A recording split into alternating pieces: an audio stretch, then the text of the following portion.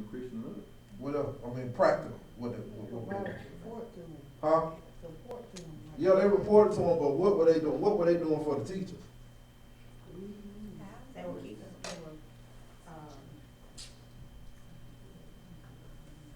They were feeding them. They were clothing them. Yeah. Yeah, it was keeping them at home. Yeah, they were keeping them in the home. Yeah.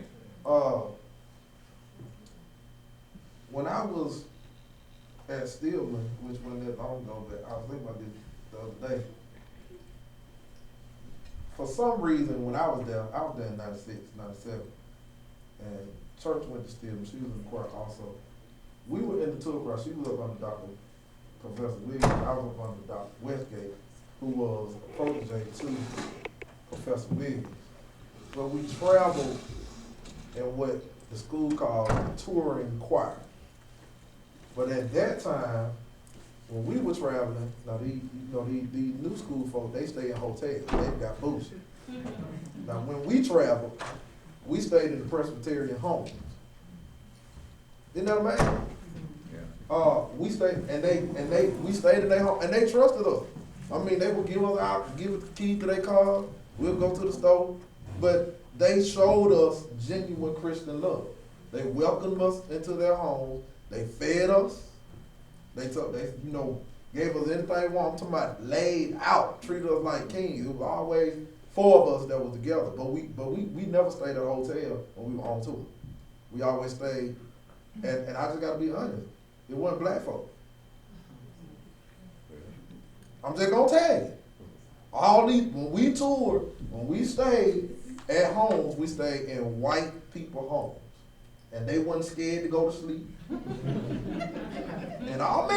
it's just, but now, now of course I stay at hotels. I was thinking about that when I was looking at this day, because I was like, well, actually what was going on is they were actually exemplifying how we should welcome, watch this, strangers that they didn't know who our last name was, who our mom and them was, but we were brothers and sisters because we were Christian. Isn't that amazing? Now, that was in 96. All right? It's 2016. Now, how many folks you gonna welcome in your home as strangers? Don't that make you think? How many people are we gonna ask? These people actually were taking the risk. Even though we were in the touring choir and, most of us were on scholarship, we still had some thugs in there that could have stole these folks blind. Two of them stayed with me. I mean, they could have stole them blind. I mean, they didn't know us. That's what I'm saying. But because we said we the Stillman College Choir and we come from a Presbyterian school, they took our witness of the reputation that the school had previously. That, okay, they ain't just gonna let anybody in here, so we gonna welcome these guys in our home and we gonna go to bed. Most of the time, when we went by, when we stayed with the folk, they'll show us everything, they'll open the cabinet and say, the snacks in here, and we don't know if you guys drink or not, and the bars right here, and they would go off into another part of the house, and we wouldn't see them until in the morning, and they would cook breakfast, and we were like, man, this the life right here. But we were strangers. But we wasn't strangers. Y'all got that? So why don't we, that was 10 years ago. So why don't we do, was that 10 years ago? 20. Yeah. Man, that's a long time ago. So why don't we do that today? Why don't we don't welcome guests in our home. We see homeless people and we be like, why we act like that? What has happened?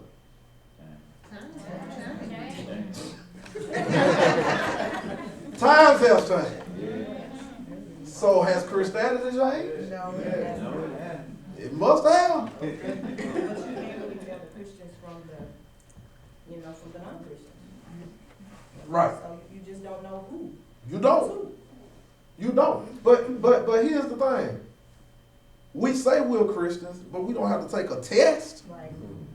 What do we have to do to prove that we're a Christian other than confess, believe, and accept? We're supposed to live the life. Yeah. But back to what he was right, he was saying, okay, y'all didn't know nothing about these guys. I sent them to you all. I'm sending them to teach and preach, and y'all welcome them into the home, into your home, even though they were strangers. And you went on my word. That's what John just said to them. In other words, you went on my word. Now, I know, just like you, have had some people, this is why I quit recommending people for jobs, because see, people say they want to work. You put your neck on the line to get them a job, they sorry, walk out, then you looking like, folks say they want to work. Until they have to act, and then, I know folk every day, all day, every day, ain't no jobs out there. Well, McDonald's have a sign out there hiring Tuesdays from 4 to 6, 4 to 7. On the spot interview. Oh, I don't want to work there. But you don't want no job. So you got to start somewhere. Tom Joyner is going up this radio now, but what people don't realize, his brother just died a few months ago in Tuskegee, and people used to wonder how did McDonald's sponsor what he was doing. Well, his brother was a franchise owner. And guess how his brother became a franchise owner? He started cleaning up at McDonald's when they was at Tuskegee. And he worked his way up. He ain't have a dime. Yeah. But it ain't no job. You don't know what a mediocre job can lead to. And so he died as matter of fact, he owned, I think, 2 in Tuskegee and 2 in Montgomery. He owned 4 McDonald's franchises. And McDonald's franchises are hard to get. You know the cheapest franchise? Anybody off the top of your head? Subway. But anyway, that's just a little history lesson. All right, so we gotta welcome. So what if I tell you, Will, I got this dude. He gonna work hard, and he just need a place to stay. And I want you to do this. I don't have room in my house. I got 2 boys. We don't have no extra room. But you and Patience, y'all there, and can he come there? Go sing. Go ahead. What you gonna say? You are.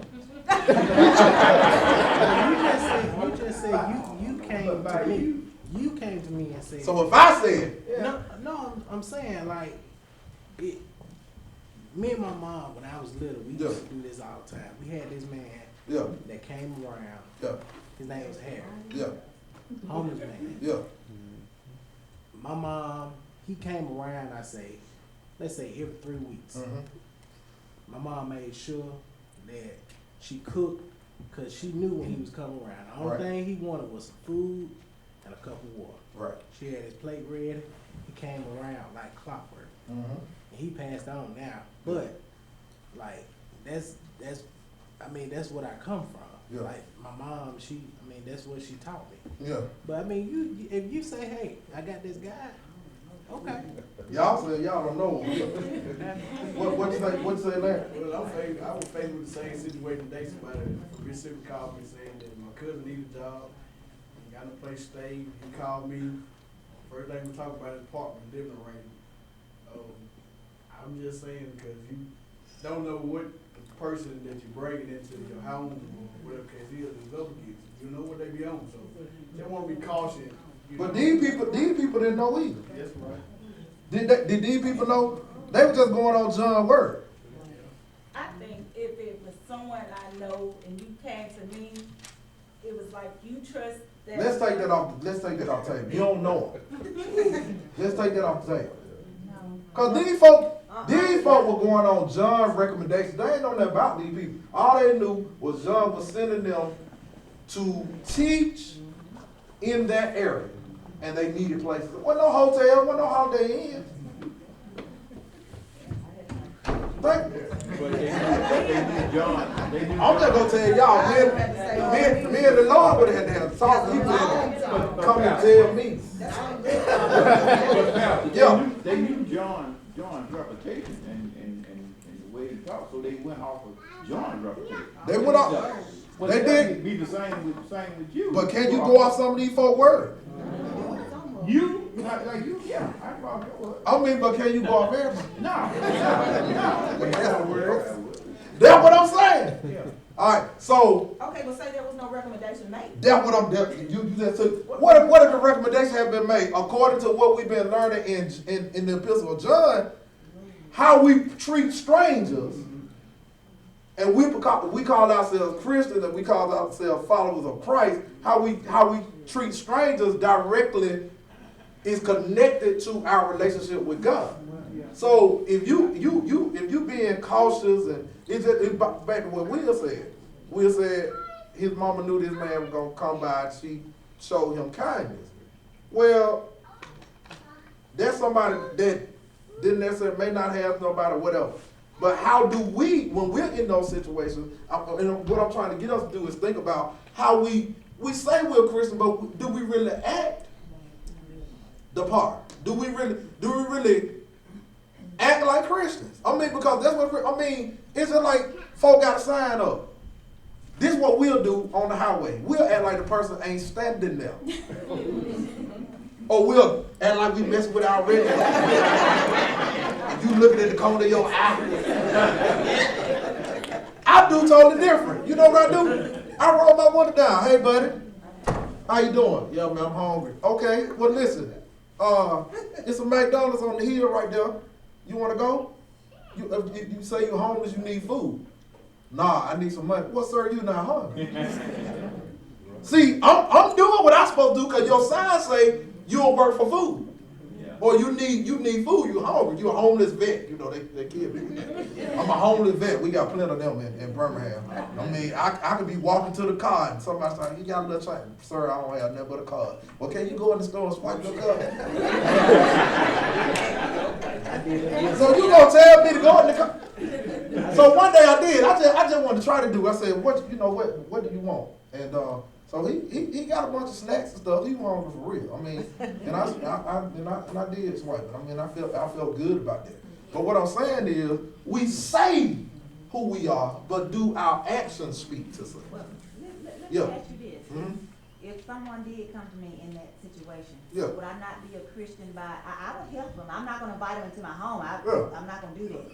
But I will help them. Yeah. If I have to put them up in a room for a night, but Yeah. I'm not going to, because you just can't trust people these days. Yeah, I agree. I mean, perfect example. This Christmas, I'm just running around doing some shopping right up here in Winn-Dixie parking lot. And there was a girl, and they was in a van, her and some dude, and they had all this stuff in the van. And she said, "Sir, I just need. I'm going up here to Motel 6, and I just need $40 to get." I said, "Okay." I said, "Wait a minute. Let me call, cause I don't have no cash."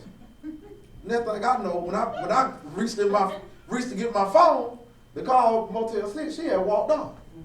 Well, you ain't really want nowhere to stay. You just wanted the $40. So I had a little Asian lady, whatever, one time come to me. She rolled up on my thing. What's that? She was speaking that English. I understand that she had a sign. So okay, I give you a little bit. But she rolled up on me quick, and I was, I don't trust it. But I think that's when your discernment fits. You gotta discern. Everybody ain't pure. Because in my thing, if somebody say that they need somewhere to stay and they just need $40 Motel 6, and somebody say, well, let me call, I get them my, I'll be like, yeah, I'm ready. I mean, if I need somewhere to stay. But a lot of these folks just want the money. Yeah, I had a situation that happened. Well, when I was going to the mine, I went to a store and the man sitting outside, he gave me his card, it said, I'm so-and-so and so, whatever. And could you lend me some money? I said, okay, fine. I went in my pocket, gave some money. Yeah. And before I can get out of the store, he was up at the cash register. He pulled out his wallet, man.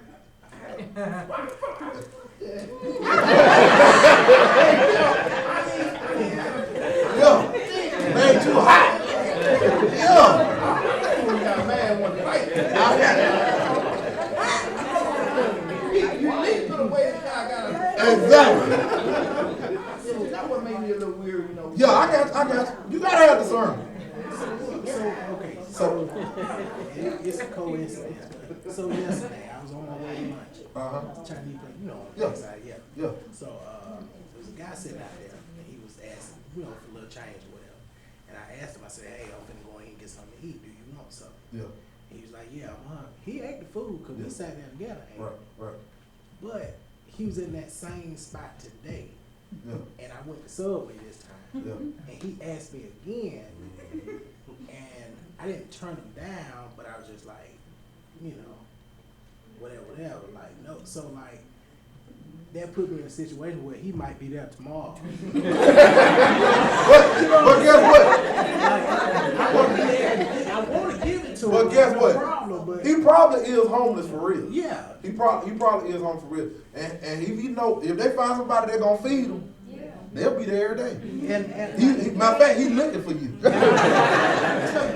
like if he there tomorrow, Yeah. I say I'm gonna feed. You know, Yeah. sometimes I'm give him Right. some lunch. Yeah. whatever. Yeah. But he there today. I'm like, Yeah, oh, no, yeah, man. yeah. It happens like that. It's a lot of homeless people, and what you gotta understand about us working at the hospital, and like you know when the traffic dies down, like when it gets dark, they'll come in They come in. and they'll hide in the bathroom. Cause babe, I almost caught a case one night. Cause you know my office on the first floor, and so I was on call that night, like 2 o'clock in the morning, and I see like some movement in the chapel. And I'm like, I know ain't nobody down here praying, and the chapel is connected to my office. But I made sure the door was locked, and I saw the dude. It was 2 or 3 homeless folk in there just laid out. So I said, "What y'all doing?" Well, we just trying to get warm. I ain't say nothing. I said, "Well, y'all stay as long as y'all can. As long as y'all want to, your security come, just tell them I know y'all ain't." And I went on. And the next morning, I got them some breakfast and we went on. That's just, my thing is when I see people in situations like that, it could be me. So I don't want to just say I'm a Christian and not act like one, because that may be the only person that been nice to them. So let's move on. Let me show you this. So they accepted nothing from people who would not believe. All right. So where are we? Verse what? 7. All right. Go ahead. Because that for his name's sake, Yeah. they went forth, Yeah. taking nothing of the Gentiles. So they said, now, they doing this for the Lord. They traveling for the Lord. And they won't accept anything from people that's non-believers. Think about that. What if we only accept stuff? Well, none of us be working. Y'all think we work for believers? Oh, shit. We work for folk that wickedness in a high place. Alright? So they didn't accept. If the folk weren't believers, they didn't accept. That's why I say we didn't accept that from Gentiles. At that time, Gentiles were not believers. Alright, verse 8. We therefore ought to receive such, that we might be fellowshippers to the truth. Watch this. So John said, now, we ain't going to accept them from non-believers, but we as believers should support.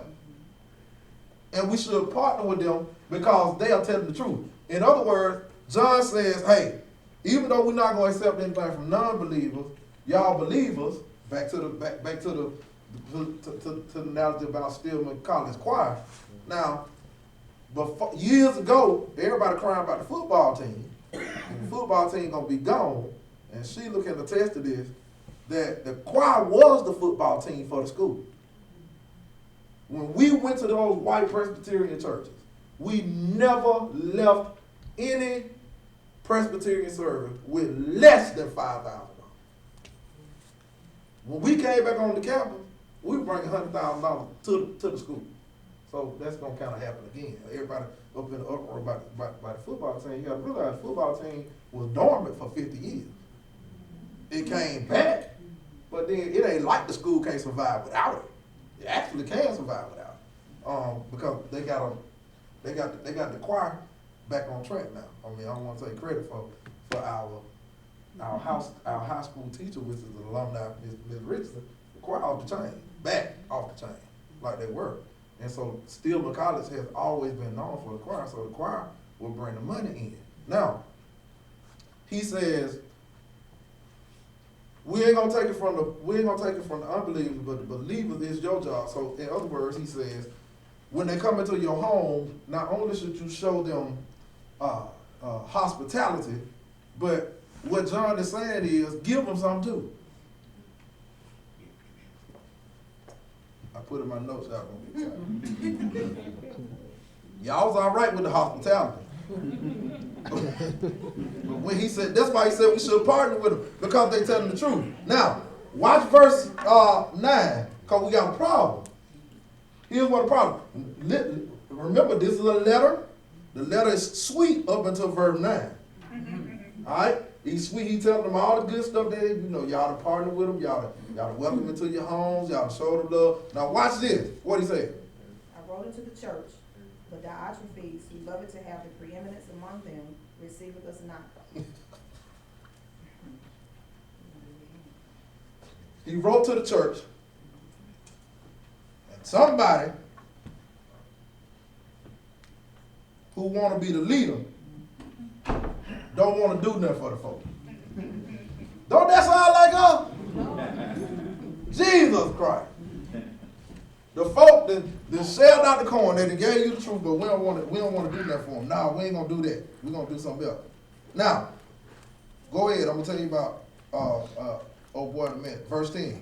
Wherefore, if I come, I will remember his deeds which he doeth, prating against us with malicious words, and not content therewith. Neither doeth he himself receive the brethren, and forbidded them that would, and casted them out of the church. All right, so this is what he said. He said, we got a problem. A brother in the church want to be the leader, and he don't want anybody to have anything to do with them, but he said, that's all right. When I come, I got something for him. Because what he's been doing, he's been saying evil stuff against the believers. And then he said, not only are you saying, is he saying evil stuff against the believers, he refused to welcome the believer, the traveling teacher. And so then he tells them, don't help them. And when somebody in the church helped them, he put them out. Now this is a problem. This is a major problem. So you mean to tell me, watch this, it goes back to, why do we do benevolent offering? The Greek word for benevolent means to give away. Then when people come, we're supposed to help. Now, there's a difference in helping and take care. So see, folk we want to take care of it. Because see, if my car note already 3 months behind, and I'm hiding from the repo folk, it's too late. I'm just saying, if I wanted the church to help me, I should have came when I missed the first payment and saw I wasn't able to catch up that payment, then I should have came to the church and said, hey, I'm a little behind the car note, y'all don't want the folk to take my car. But then what we do, we wait till it get to a point, then you get mad because the church won't pay thousands of dollars. Why you didn't come to the church? Because this is the place that you get help. Why you didn't come to the church when it was hundreds of dollars? You know why? One word, pride. We don't want folk in your business. When you begging, you can't worry about folk being in your business. You let Cookie and Chris tell me I come down there and stay with them for $200 a month. I ain't got to pay them. I'm leaving all of them at the house. I'm going with them. Ain't nobody there but them. The children I'm going, and they tell me I come stay with them for $200 a month. And I can eat and I'm going. You'll be a fool not to go. All right? So, there was a problem because this dude didn't want to help. That sounds like some of us. He says, not only do we refuse to help, but he tell other folk don't help. Don't help them. They ain't nothing but a con artist. Don't do that. Don't help them. No. Then, it's just like this. Some people, people do what they want to do.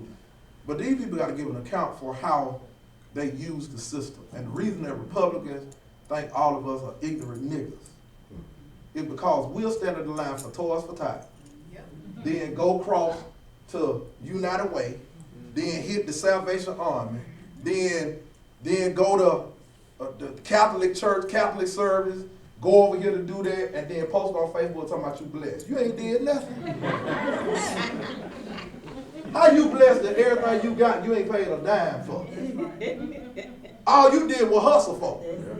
But that's your blessing. See, I put in my note when nobody gonna say anything like that. I'm serious. And the thing that irks me is that I'm paying tax dollars for folk to do, for them to lay up at home, get a check. I gotta go to work every day. We paying taxes, Social Security, FICA. They don't know nothing. They don't even know me. Probably ain't gonna never see no FICA. But I gotta pay it, and somebody else standing in the line. But they got lace fronts and weave.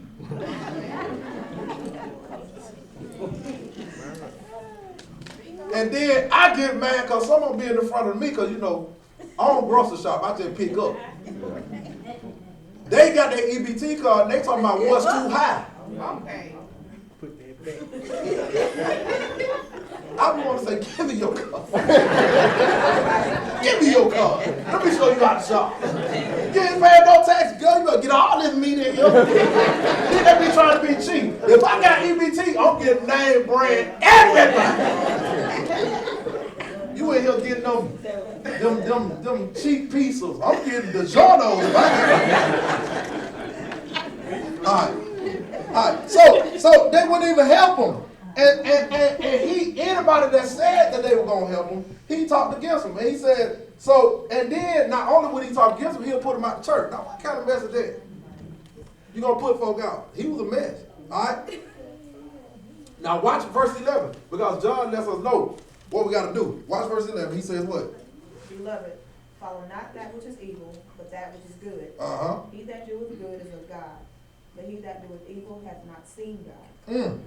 My God. He says, don't let what he doing influence what you know you should do. Follow what's good. Remember those who do good prove that they are children of God. And those who do evil prove that they don't even know God. So people that do evil stuff, as Bishop Murphy said, this is what you got to understand about church and kingdom business and all this kind of stuff. Number one, nobody can control anybody in this room. You can't control what I say, who I say it to, how I do it, how I proceed. You just can't control that. Bishop Murphy said a great point for the body of Christ. I hope they get to in 2016. When it comes to things of God, you got to get out your feelings. Because while you barely aching over what's going on, God is working stuff out behind the scenes. Yeah. And you all stand up. I sleep good every night. I don't be worried. I'm just at that point. It's just, you ought to come to a point that your relationship's so cool with God that you even know that God got it even when you don't really think he got it. You gotta, getting bent out of shape about stuff that you can't control. We over that. Folk dying, blood pressure. 23 years old, having a heart attack. That happened today. Stressed out. Stuff that you can't control. We can't control people. People gonna say what they gonna say. People gonna think what they gonna think. But at the end of the day, you gotta know who you represent. And here's the thing. How you react to certain stuff lets me know the type of relationship that you got with God. Your spiritual being. Because everything somebody want to tell me, I don't allow them to tell me. When they start and I see what road they're going down, I don't want to hear that. Because everything you don't need to know. You don't need to know what folks saying in the street about you and your folks. Some stuff you don't need to hear. What is that going to help? How is that going to help you? For you to know that folk talking, they ain't going to help you not one bit. What you do is that you continue to do, because folk going to talk whether you're doing good, bad, whatever you're doing, they're going to make it up as they go. I done learned that. And so it bothers me that everybody want to be in their feelings about stuff that don't matter. But what we need to be in our feelings about, kingdom work, we ain't in our feelings about that. Ain't nobody in their feelings. Then nobody say in the meeting the other night, how many folk we baptized this year, Pastor? Nobody raised their hand and said that. How many new members do we have, Pastor? Nobody said nothing about that. Everybody went out of here saying, what is we gonna do? Ain't nobody was worried about the kingdom. Everybody worried about damn bill. When you need to understand that the church ain't the bill. That's right. The church is in you. But then it showed me something. We say we spiritual, but we ain't. We really not. We just play. We know how to act. We know how to look. We know how to say. But when it's time for us to be in our feelings about the kingdom, because somebody should have stood up and said, hey, don't worry about that. The Lord gonna provide whatever we did. Ain't nobody said that. One person said, Pastor, I just thank you for being the leader that you are. Yeah, one person. Everybody else texting. We done got put out. That's a lie. A lot of terms say that. But I can't control that. I can't control that because membership has its privilege. And if y'all go out, and I told y'all before we left, I said, now if y'all go out and y'all don't put out the right report, that's y'all. If y'all don't, because I have told you out of my own mouth. But then some of y'all still got in your feelings. Yep. Still got in it. And I'm like, folks call folk that ain't been here months and Sunday, trying to tell them about the church bill. It's sad. That's why y'all can't do what I do. Because even in the midst of that, when I know you're a demon, when I know you're a devil, I still got to love. I can't treat you no different than anybody else that support the ministry, that somebody that don't. So I can't do it. That's why God say, the pastors that I'm giving you, I'm going to give them after my heart. Because if I give them after they heart, they might fight y'all. I'm serious. Y'all see what I'm saying? So, he had people in the ministry that, he had people that said, well, he said, don't give them that we don't want, and anybody that do something for them, we're going to put them out. Now, that's significant because what were these people doing so wrong other than promote truth? I keep telling people, if you ain't doing nothing, ain't nobody paying attention to you. Watch the folk that always get attacked by the enemy. It's always folk that doing something. I saw something today. Look at, don't think this Bill Cosby thing is just some sexual stuff. That's right. Y'all do know that Bill Cosby tried to buy NBC. Oh, yeah. You know why Oprah started her own network? Because they wouldn't sell her neither one of them big three. So she said, okay. First, she was paying millions of dollars to rent a studio. She got smart and say, I'm going to build my own studio. Then when she built her own studio, she wanted to buy ABC.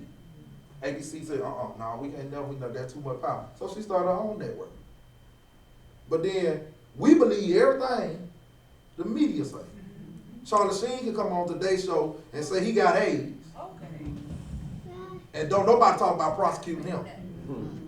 Cause he told all the folk that he slept with to sign this. Bill Cosby said 20 years ago, well, in the 70s, and he ain't lying, in the 70s, that pill that was popular back then, everybody was using it. But they ain't telling you that part. So what we do, we get in our feelings about what we want to get in our feelings about. But do we get in our feelings about the right thing? No, we do not. No, we do not. All right, watch this. I know these y'all looking like that. He says, verse 11, after he put him out of church, what he said, what did John say? Verse 11? Oh, we did verse 11? Yeah. Okay, verse 12. Demetrius hath good report of all men, and of truth itself, yeah, and also bear record, and ye know that our record is true. Go ahead, read words, okay. I had many things to write, but I would not with ink, and pen write unto thee. Wait. Watch John. Watch John. John say, nah, some stuff I'm going to write to you and some stuff I need to tell you. Yes, right. Because there's some stuff that you need to say, that you need to see the expression. That's significant. We're going to come back to that. All right, go ahead. But I trust I shall shortly see thee, and we shall speak face to face. Peace be to thee. Our friends salute thee. Greet the friends by name. All right. Now, let's go back up there because he said, now, everybody speak highly of Demetrius. Demetrius is good too because he has the truth. He teaches the truth. And we can say the same for him. And you know him because he speaks truth. But now, he said, now, I got some other stuff that I need to talk to y'all about. But I ain't going to write it. I ain't going to write it. I ain't going to write it in ink, pen and ink. He said, for I hope to see you soon, and then we will talk face to face. Now, understand this.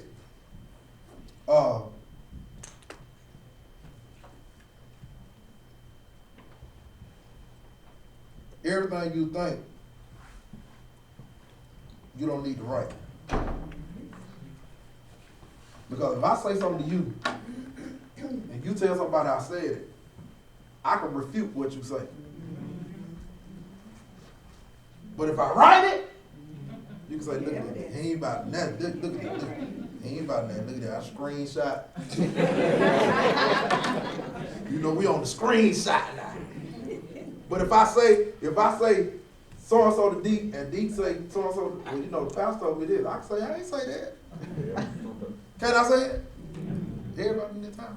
All right. So what John was saying was, it's some stuff been going down. It's some other stuff that I know that's been going down, but I'm not going to put it in this letter. I'm going to come see you face to face, because the person that was trying to put the folk out the church, is some other stuff that go along with it. I just ain't going to put this in this letter. Because it's a reason why he don't want the money to be given out. He may have been getting it himself. Okay. What y'all got to say about that? What a way to end a letter. I mean, really, after all that.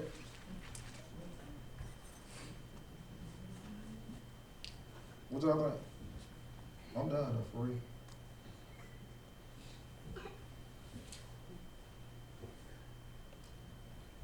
I'm like, Jarrell, nobody? Y'all scared or should y'all look like that? Y'all think about the homeless folks? I do like to say this. I was looking at a report today.